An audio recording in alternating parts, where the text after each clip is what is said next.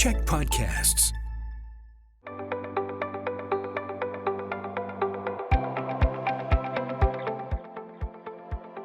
Hi, I'm Bruce Williams. I'm the CEO of the Greater Victoria Chamber of Commerce, and this is Chamber Chats, as always coming to you from the podcasting studios at the Czech Media Group, one of our chamber champions.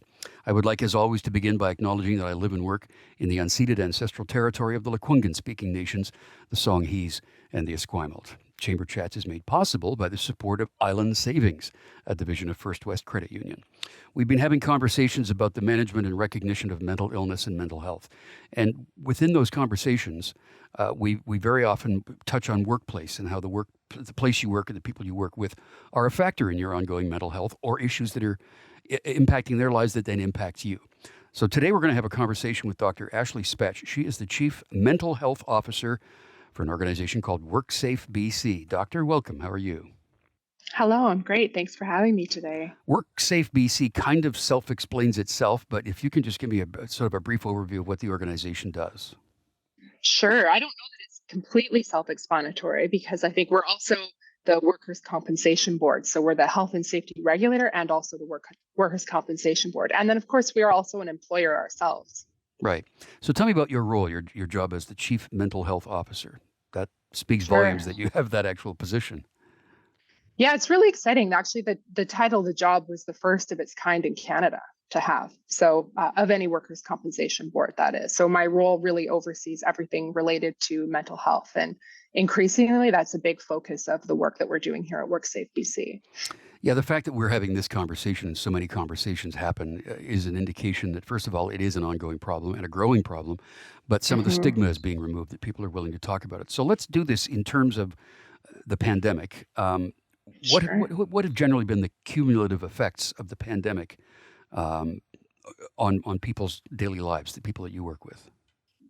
Yeah, absolutely. So the pandemic has been hard on people. It's been hard on workers. It's been hard on employers, businesses.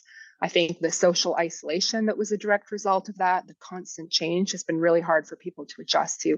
On the other hand, in some ways, it's brought people together, right? It's forced people into new connections that they might not have had otherwise. And it's, forced all of us to prove that we're resilient. How long have you had this position and this title? I started in 2019, so wasn't there for too long before I was working from home in a world that had never worked from home. But even then, I mean, the exposure you would have had in 2019, as 2020's effects started to emerge, the nature, if not the volume, of what you do must have changed. Oh, yeah, absolutely. We're seeing far more psychological injuries than we were back in 2018, 2019. The nature of those injuries has changed too, the sectors where they're coming from. We've certainly seen a large concentration in places like healthcare that were particularly hit hard during the pandemic, also retail, a lot of changes for them in terms of the stress at work. Yeah, we had a conversation with the CEO of the Canadian Mental Health Association, and we talked on the topic of, we all talk about mental health, and your job title has mental health right in it. But what we're actually dealing with is mental illness, and a lot of people don't really utter those words as much as they should. But so many factors go into this. Do you hear people say mental illness much? Not much, and it's interesting, the whole conversation on language. And this is something I often talk about in large presentations, right? Is the stigma around certain terms and terminology and how it's changing so rapidly. I think I don't use the term mental illness as often. The term that I use most often these days is psychological injury, because in the world that we're working with, that's really what we're talking about. Yeah. So some things have popped up in the last little while, even that have been transformative for everybody. The cost of living. It's always been expensive to live here, but lately, my goodness, the cost of everything is going up. So that must be triggering a lot of things that you see. Yeah, of course, financial instability is an incredibly huge stressor for people, and the cost of living in BC, particularly Vancouver, downtown Vancouver, it's become really astronomical. It's definitely a stressor for a lot of people. I read recently a study that said, or a survey that said 33% of people in in BC are stressed about the cost of housing. And I thought 33, I would have thought it was much higher than that, to be honest. Yeah, I would agree with that. So I want to talk about a couple of different things. A safe workplace. There are work that you do with people within their own workplace, with their own employees and management back and forth. But then you also work probably with people who have issues with the clients or the customers that they have to work with. So Yeah. let's talk first about the internal workplace stuff. What sort of things are you seeing most prevalent? Yeah, sometimes, conflict is normal and sometimes can even be healthy if it's task conflict, not interpersonal conflict, right? But I think sometimes that does escalate to the level of bullying and harassment, and we're seeing that in workplaces. But then you mentioned the public piece, and I think that's a bit harder sometimes for employers to control or know what to do about, right? I'm not saying there aren't things that can certainly be done to protect your staff from the public, but it's not you can't give them a training on respect in the workplace, right? You can't always make sure that they read your policy on ensuring that people are treated fairly and respectfully at work. So sometimes it's a bit trickier for the roles that are public facing in terms of protecting people from other people. Yeah, and there's no question that the general anxiety, mental illness, mental health challenges among the general public will create bad circumstances for people who work in a store or providing a service or even just Yeah. answering the phone. So people have become very impatient and back and forth. What sort of workplace circumstances are being problematic because of that, because of customers and clients being bad? Yeah, there's a range from kind of the normal stress and strain and frustration of work to people being assaulted, right? And resulting in both a physical and a psychological injury at work from the public. So there's kind of the full range and everything in between, unfortunately. So how can mental health and mental illness be best, if you will, managed to mitigate it progressing or getting worse? Yeah, that's a great question. I think there's so many pieces to that. One thing I notice is that people wait too long to seek help as it relates to their mental health, right? People don't wait till they have stage 4 cancer before they see their doctor. When their mental health is changing, people often just kind of wait. They try to toughen up, right? Be stoic, and that doesn't tend to work very well. And so, what I'd really recommend is to, early intervention, seek help early. Even in terms of submitting a claim at WorkSafe BC, I think there's a bit of a belief that you need to be completely disabled from working to file a claim, and you don't. Like lots of people are working who are not doing well with their mental health, and you can file a claim and still, potentially, again, depends on the individual circumstances of the claim that you've submitted and law and policy, but you're eligible for healthcare without having to be disabled from work. Okay. So definitely early intervention, I think, is a big key coming forward, reducing stigma. And then in the workplace, I think staying connected to work, because working, if you're in an environment that's healthy, it's rewarding, it's meaningful, it gives you financial stability, the ability to connect with others, that social aspect. Like good work is good for people. On the other hand, psychologically unsafe or toxic work environment can make people's mental health worse. Yeah. So I want to talk more about that. The supports that are available for a lot of people. It's through the WorkSafe BC website, which is worksafebc.com. But accessing those supports, I want to talk about that next.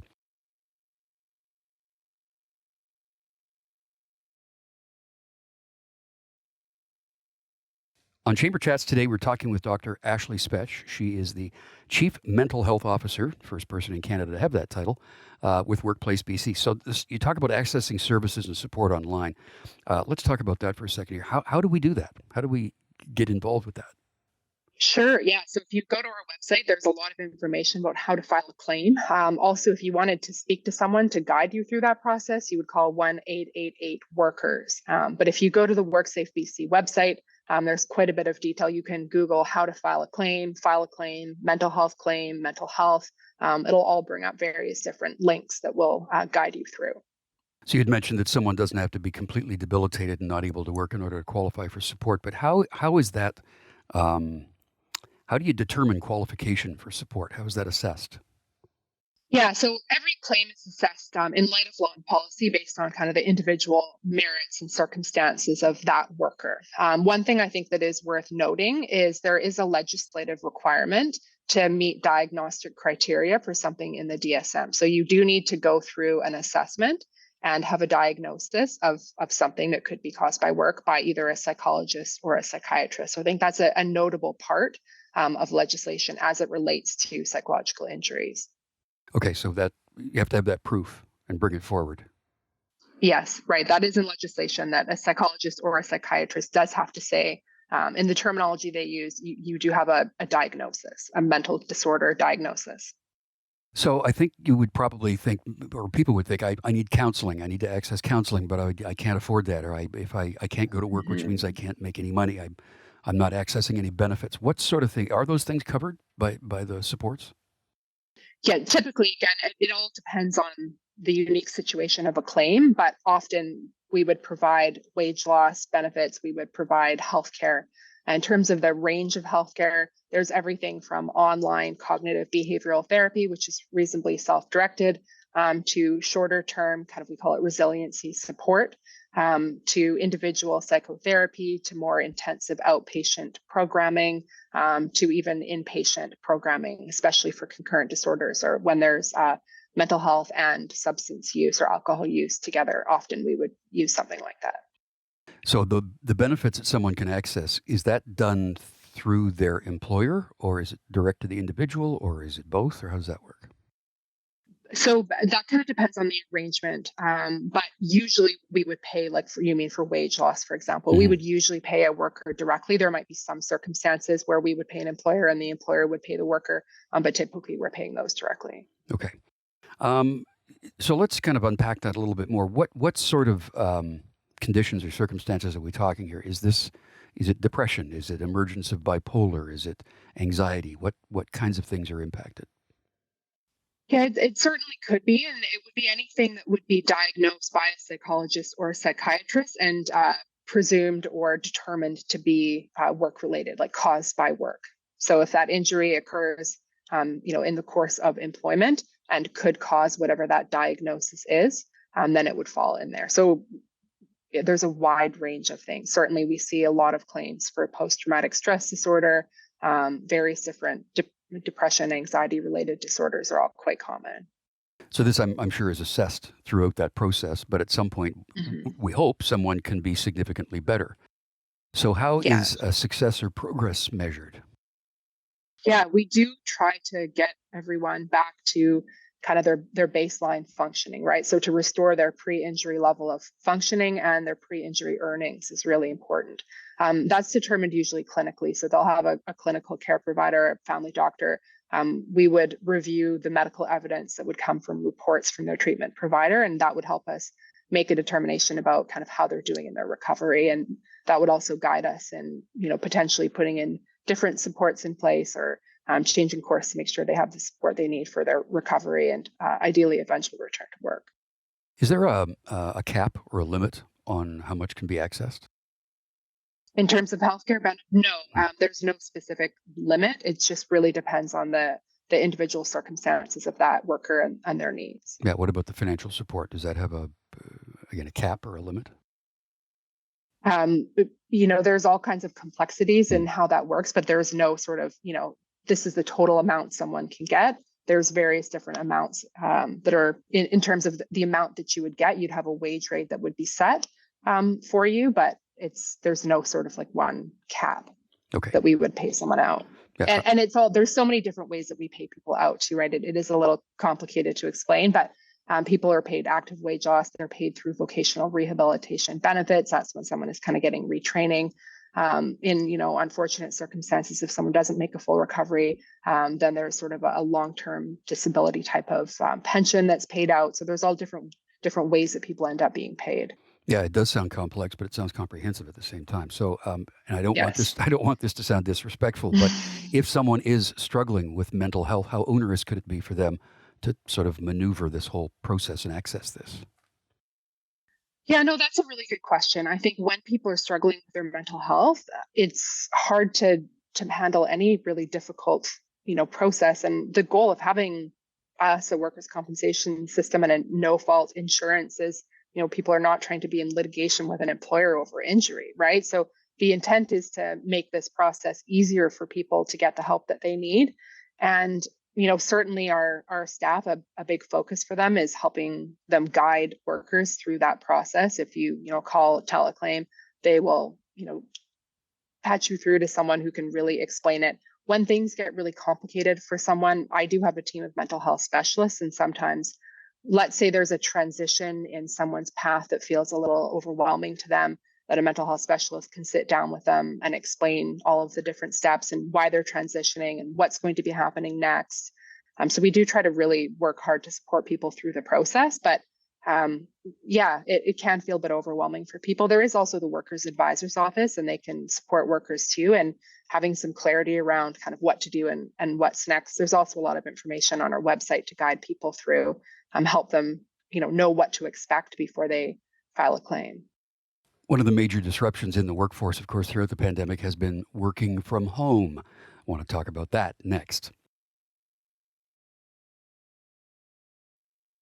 Our guest on Chamber Chats today is Dr. Ashley Spetch. She is the Chief Mental Health Officer with WorkSafe BC. So, you've worked from home. I've worked from home. We've all worked from home. But in the big picture, how much of a disruptor was that for people during the pandemic?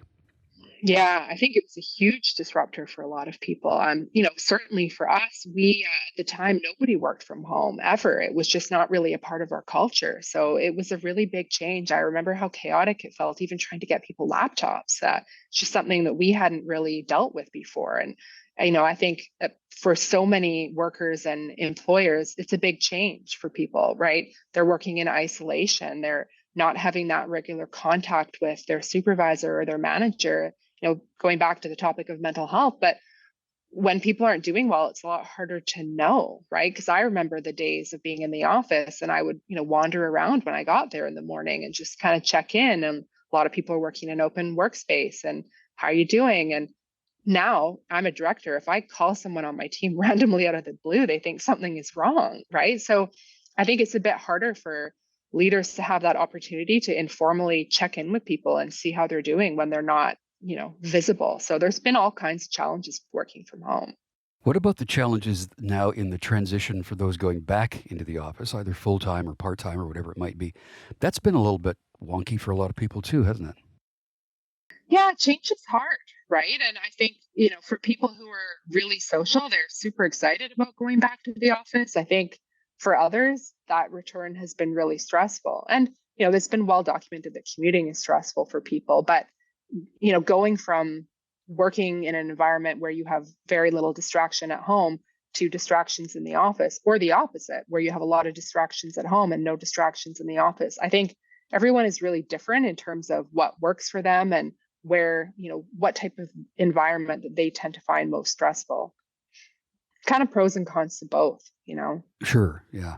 Have you had much contact or outreach from people who work alone? Because that would have been specifically profound for them during the pandemic.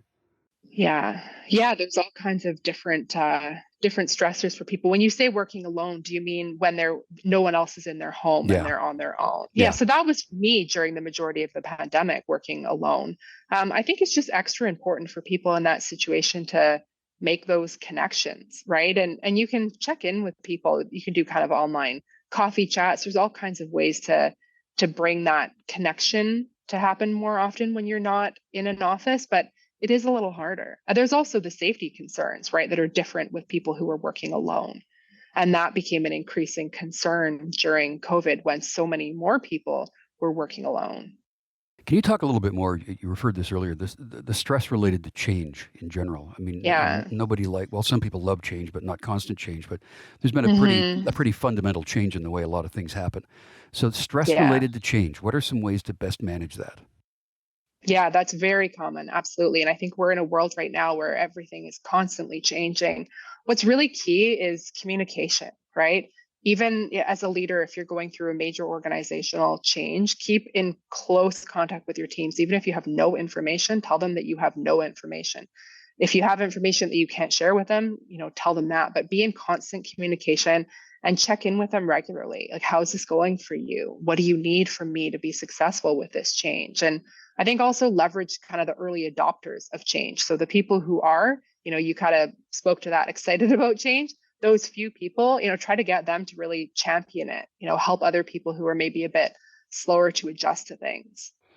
You And talk, then revisit too. That's another one that I think people don't do enough is, did it work? Right? You change something, don't just change it and then don't ever look back, right? yeah. Check in with people. How is this going? Right? Do we need to pivot?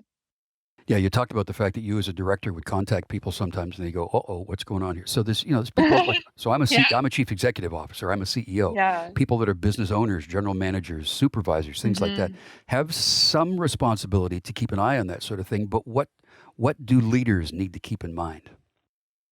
So many things, right, as a leader to keep in mind. But people are your most important resource. You can't run your business without people and without people being well. And there's so much that can be done to support a more psychologically healthy and safe and engaged workforce, right? There's so much research that people who have good mental health are more productive, they perform better, they're likely to stay with the organization longer. So as a leader, yeah, checking in on people, seeing how they're doing, and then really creating that culture of psychological health and safety, recognizing what are some of the kind of hazards that might be happening in my workplace? What are the things that I can do to address them? And then have that open conversation and engagement and participation with workers. Like, what do you see as some of the concerns for your health and safety here?